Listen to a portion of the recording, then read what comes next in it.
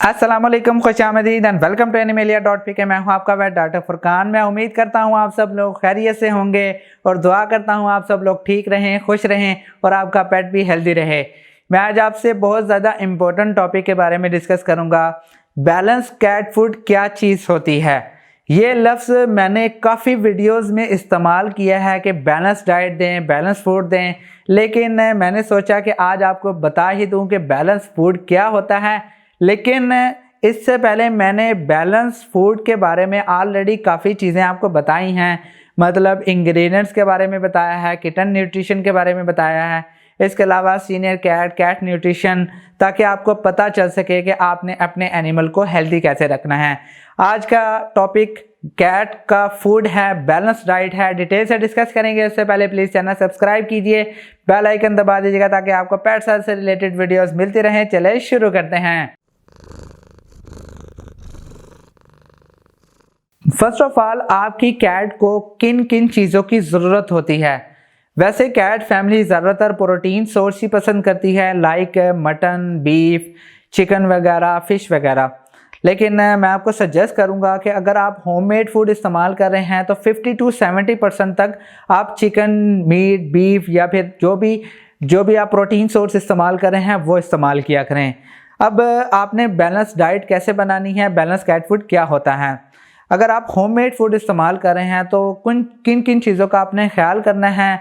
First of all, आपने protein देखनी है कि प्रोटीन कितनी दे रहे हैं, और इसके अलावा आपने प्रोटीन सोर्स देखना है कि उसके अंदर टोरीन मौजूद है या नहीं। टोरीन बेसिकली एक अमाइनो एसिड है। अमाइनो एसिड क्या चीज़ होती है, वैसे जैसे एक घर को बनाने के लिए ईंटों की ज़रूरत होती है, वैसे ही अमाइनो एसिड्स मिलकर एक प्रोटीन बनती है। तो प्रोटीन बेसिकली एक टोरीन, एक अमाइनो एसिड है, वो आपके एनिमल के लिए ज़रूरत होता है। तो बेहतर यही है कि ऐसा फूड सेलेक्ट करें, अगर आप बेशक ड्राई फूड दे रहे हैं, होममेड फूड दे रहे हैं, जिसके अंदर टोरीन होगा, आपने वही फूड देना है। नेक्स्ट, आपने विटामिन सी देना है, इसके अलावा कैल्शियम, मैग्नीशियम एंड फास्फोरस देना है।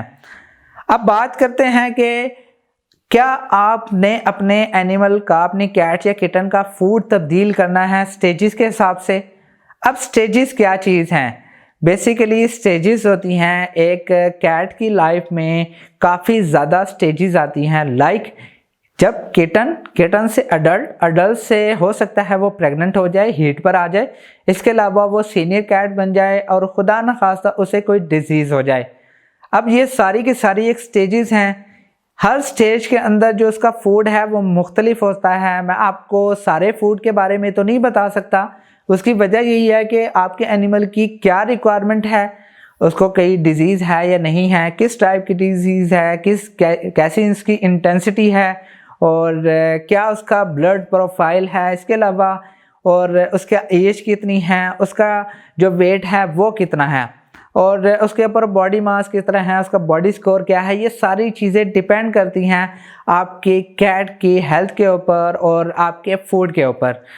अब हम बात वैसे कर रहे थे बैलेंस फूड के ऊपर, तो मैंने बैलेंस फूड में आपको प्रोटीन और सारी चीज़ें ये बता दी। इसके अलावा आपने जब भी आप फूड परचेज़ करते हैं तो फूड के ऊपर आपने इंग्रेडिएंट्स ज़रूर चेक करने हैं कि कौन कौन से आप इंग्रेडिएंट्स दे रहे हैं।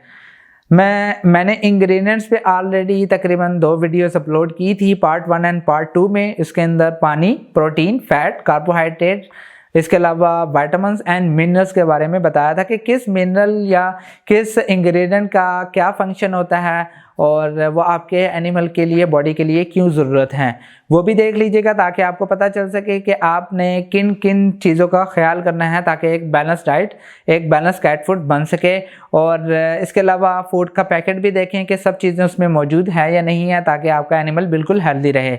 इसके अलावा ख़ास तौर पे प्रोटीन चेक करें, फ़ैट चेक करें, और फैट के अंदर आपको सजेस्ट करूँगा कि L-कार्निटीन आता है, वो भी आप चेक करें कि वो मौजूद है या नहीं है, वो आपके एनिमल के लिए ज़रूरत होता है।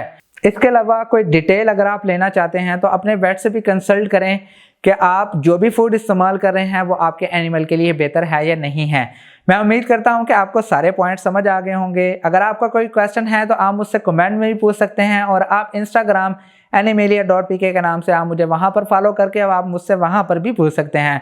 मैं उम्मीद करता हूं कि आपको वीडियो पसंद आई होगी। अगर पसंद आई है तो प्लीज़ लाइक कीजिए, शेयर कीजिए और प्लीज़ इस चैनल को ज़रूर सब्सक्राइब कीजिएगा। नेक्स्ट वीडियो में मिलते हैं। खुदा हाफिज़।